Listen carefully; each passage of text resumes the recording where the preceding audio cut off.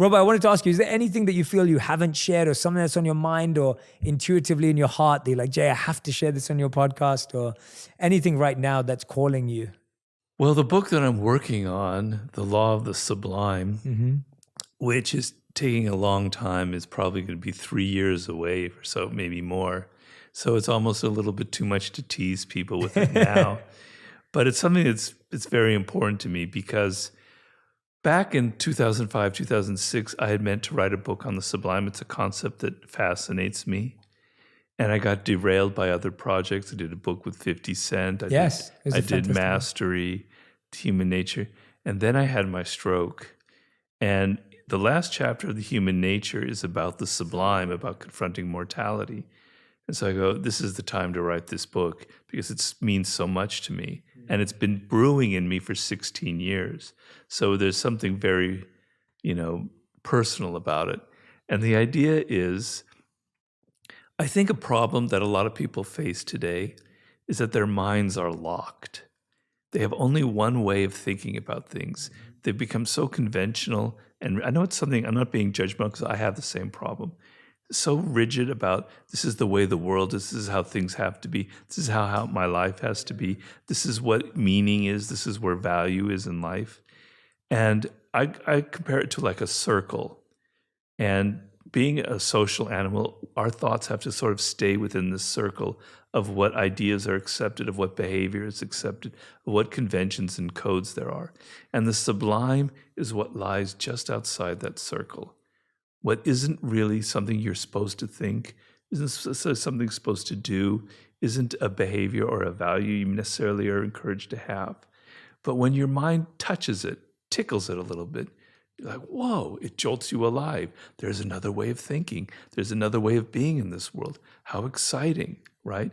And that's what makes people search for transcendental experiences, what Maslow called peak experiences. That's why they climb mountains and almost get close to death and falling, because it gives them that jolt of being alive. It shakes them up. And so the ultimate thing outside that circle is death itself. It's the ultimate unknown, right? And the word sublime means up to the threshold of a door. Wow. And that door is the door to death itself. And so when you peek at it and you look at it, that's the ultimate in a sublime thought, right? Okay, so that's kind of the model. But I have these different categories. And I want to make you, the reader, aware that you take so much for granted. And I don't want this to be in a Pollyannish way, because the sublime has an element of terror and darkness and fear involved, because death is the paradigm here. But you don't realize in your day-to-day life, I've just written these first 2 chapters, and they're in the daily laws, so you'll see about them. I've given you some excerpts from the new book. But it's insane that you live in a world the way it is right now. If you study the history of the cosmos and how unlikely it is that the Earth ended up being the way it is, and how rare it is that there may not be life on other planets, if there is, the rarity of the life that we know of, the animals, the evolution, the technology that we have.